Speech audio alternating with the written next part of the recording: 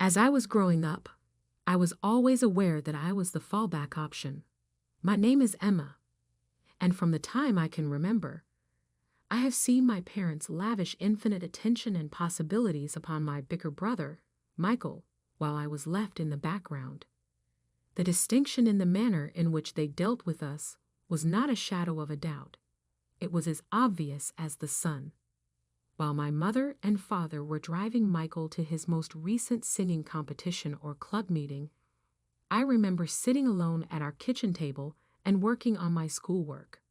In some way, the fact that he was 3 years older than I enabled him to be more deserving of everything.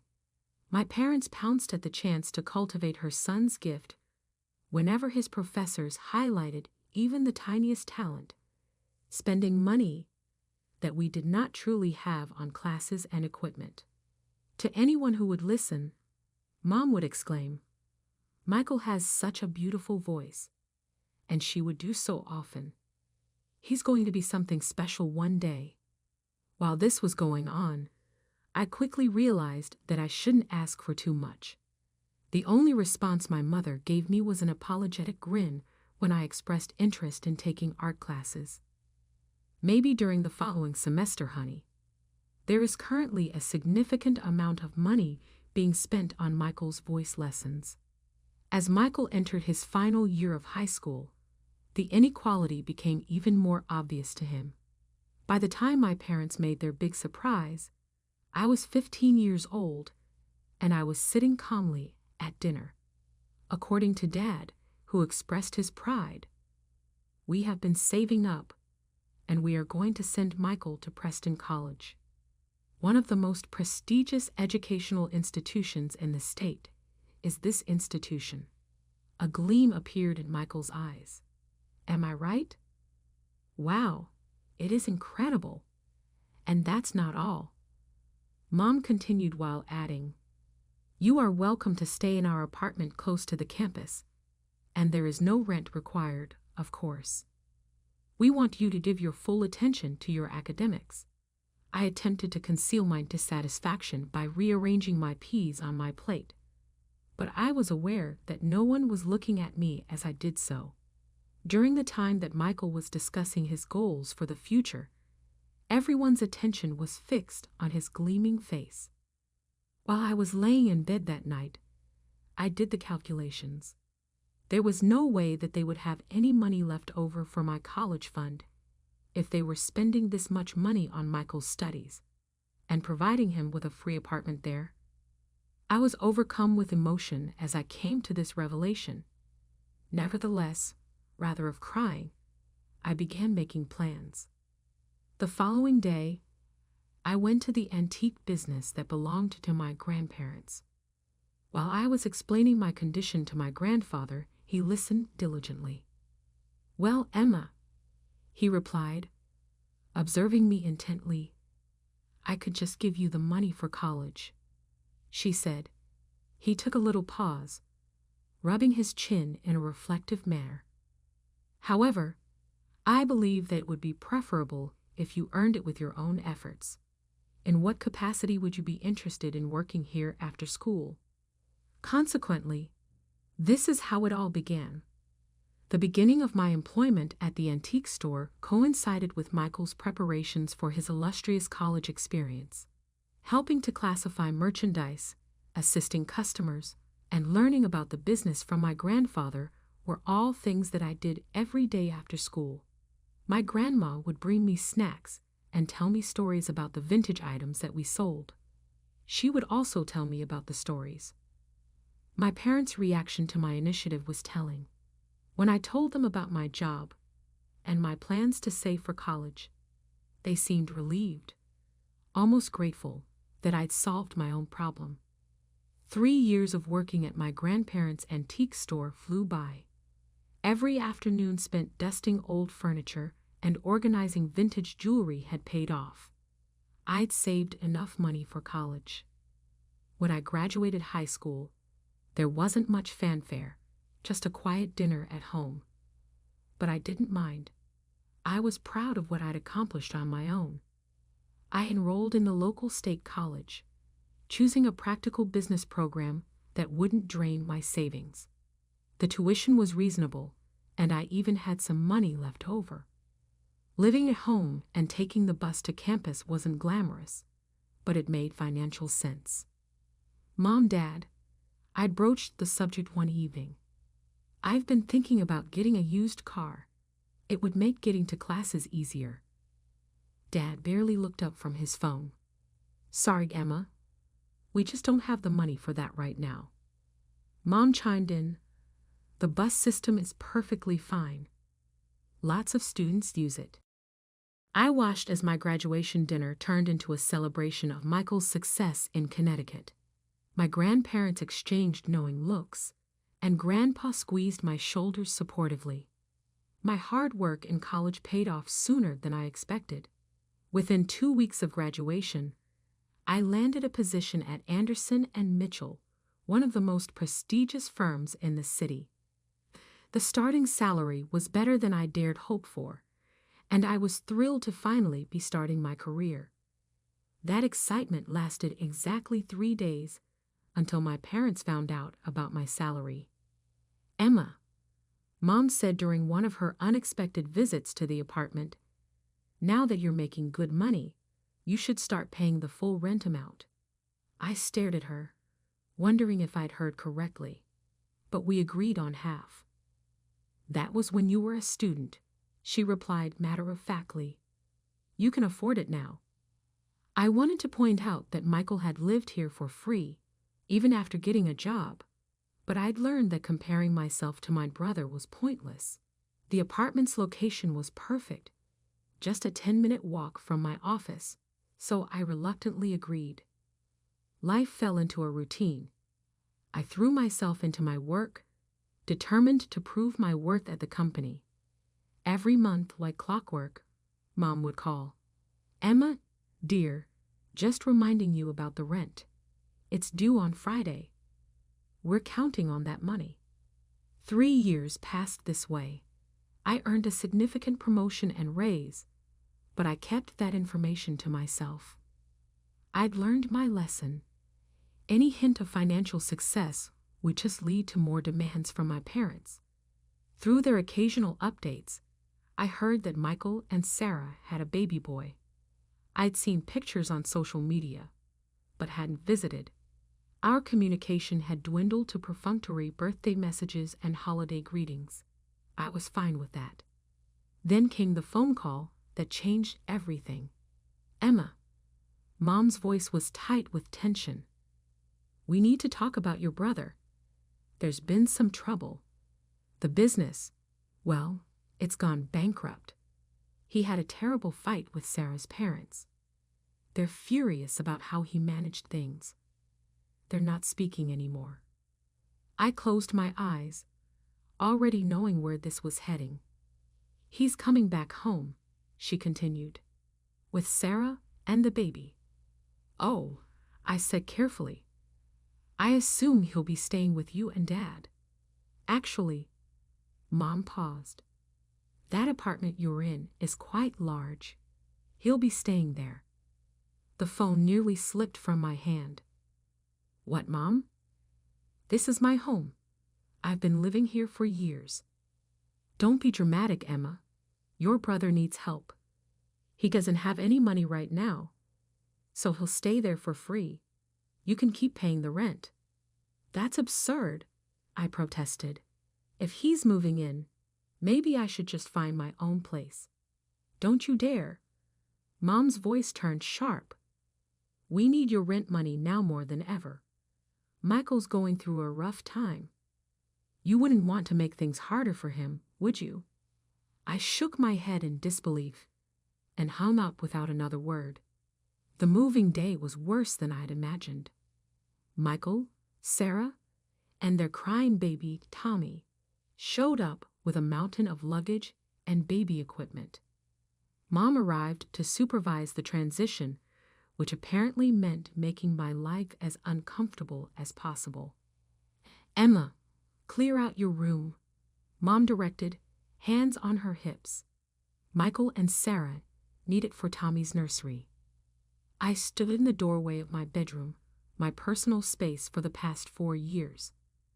What? Where am I supposed to sleep? The living room has a perfectly good couch, she replied, already starting to move my things. You can't be serious. I pay rent here, full rent, and you're putting me on the couch. Mom's expression hardened. Don't be selfish, Emma. Your brother has a baby. Babies need proper rooms. So I watched helplessly as my bedroom was transformed into a nursery, complete with a crib, changing table, and all the other baby paraphernalia. My belongings were unceremoniously piled in a corner of the living room, which was now my bedroom. The next few weeks were a nightmare. Michael moped around the apartment all day, alternating between complaining about his in-laws and reminiscing about his glory days as a successful businessman.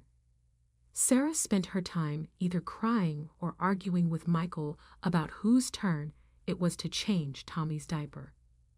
The baby seemed to sense the tension and cried constantly.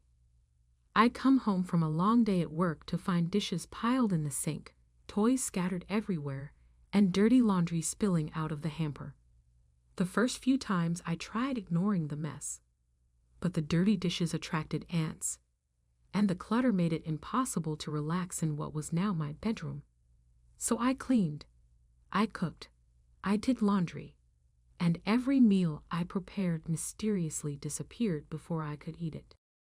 One evening, after a particularly frustrating day at work, I decided to extend an olive branch.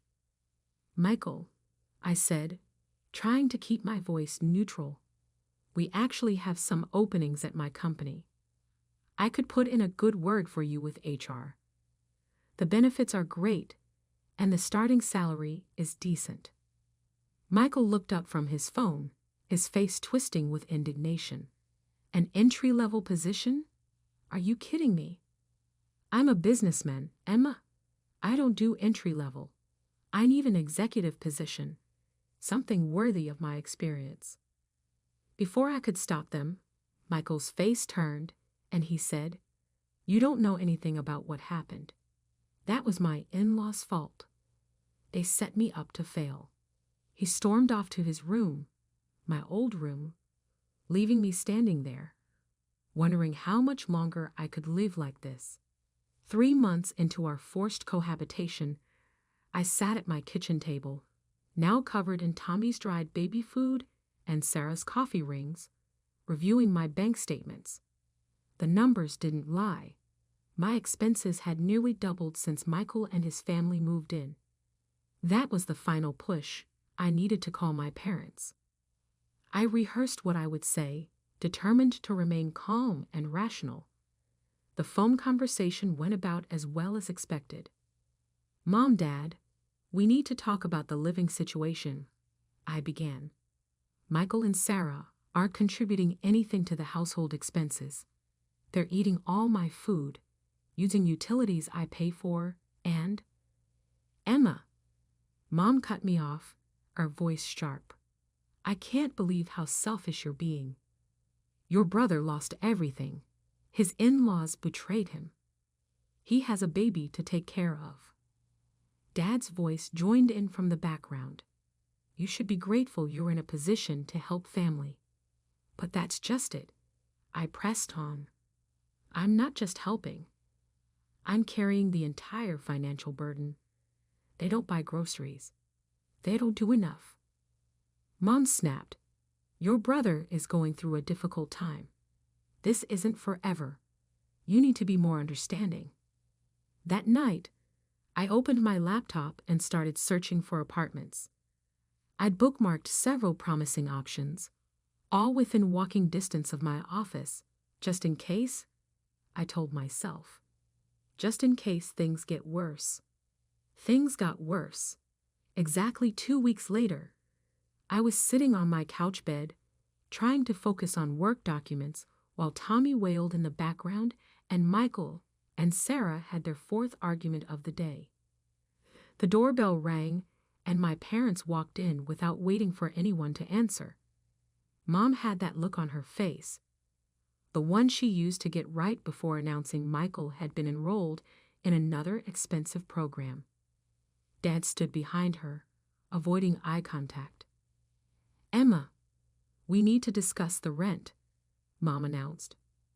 I looked up from my laptop. I paid this month's rent on time, as always. "Yes, but starting next month, we're doubling it." The room fell silent. Even Tommy stopped crying. I stared at my mother, certain I had misheard. "Double? But I'm already paying the full market rate," I protested. Mom gestured around the apartment. "Well, now there are more people living here, more wear and tear on the property, more utilities being used. It's only fair that the rent reflects that." "Fair?" I couldn't help but laugh. How is it fair that I should pay double rent for being forced to sleep on a couch in my own living room? If anyone should pay more, it should be Michael. He's the one who isn't paying anything. Michael jumped up from his chair. "This is ridiculous. I lost everything, and now you want me to pay rent?" "Of course not, sweetie," Mom soothed, before turning back to me with a harder expression. "Emma, you have a good job. You can afford this. Your brother needs time to get back on his feet." I looked at each of their faces. Mom's stern expectation, Dad's awkward avoidance, Michael's entitled indignation, Sarah's smug satisfaction. 3 months of built-up frustration threatened to explode, but I swallowed it down. Instead, I simply nodded. "Fine," I said quietly. "Double rent, starting next month." Mom's face broke into a satisfied smile. She and Dad left shortly after, clearly pleased with how smoothly their announcement had gone. They had no idea they'd just given me the push I needed to finally make my decision. Later that evening, while trying to read a book on my uncomfortable couch bed, I overheard Michael and Sarah talking in the kitchen. They were trying to whisper, but their excitement made them careless. "Can you believe it?" Sarah giggled. "Your mom just told me they're going to give us half of Emma's rent money every month." Michael's smug reply made my blood boil. "Of course they are. They understand we need help right now. Emma makes plenty of money. She can support us for a while. This is perfect. We get to live here for free, and we'll even have spending money," Sarah continued. "Your sister doesn't need to know." I lay there, gripping my book so hard my knuckles turned white. All this time, I thought my parents were just being unfair, but this was a calculated scheme. They weren't just enabling Michael. They were actively planning to use me to fund his laziness. I grabbed my laptop and pulled up the apartment listings. One caught my eye, a modern one-bedroom in a quiet building, actually closer to my office than the current apartment. The rent was exactly what I'd been paying before the proposed increase. I called the number immediately, trying to keep my voice down. "Hi, I'm interested in the apartment on Cedar Street." "Yes, I could come see it right now if that's possible." "Perfect. I'll be there in 15 minutes. The apartment was everything I hoped for: clean, quiet, and Michael-free. I signed the lease on the spot and paid the security deposit with my emergency savings. Back at the apartment, I waited until everyone was asleep before quietly packing my essential belongings into 2 large suitcases. I left my furniture. It wasn't worth the hassle, and I could buy new pieces that didn't have memories of this mess attached to them. The next morning, I wheeled my suitcases to the door while Michael sat at the kitchen table, scrolling through job listings he had no intention of applying to. "Going somewhere?" he asked, barely looking up. "Month-long business trip," I lied smoothly. "Big project in our Cincinnati office." He just grunted, already uninterested. I moved into my new apartment that evening, ordering takeout and sitting on the floor of my empty living room. The silence was beautiful. No crying baby, no arguing couple, no guilt-tripping parents, just peace. For the next month, I lived quietly in my new home. I bought a comfortable bed, a cozy couch that wasn't a bed, and kitchen supplies that only I would use. I cooked meals that stayed in my refrigerator until I ate them. I slept through the night without being awakened by Tommy's crying. Then, right on schedule, my phone rang with my mother's number. "Emma," she snapped without preamble. "Why haven't you sent the full rent payment? We agreed on double, remember?" I couldn't help but laugh.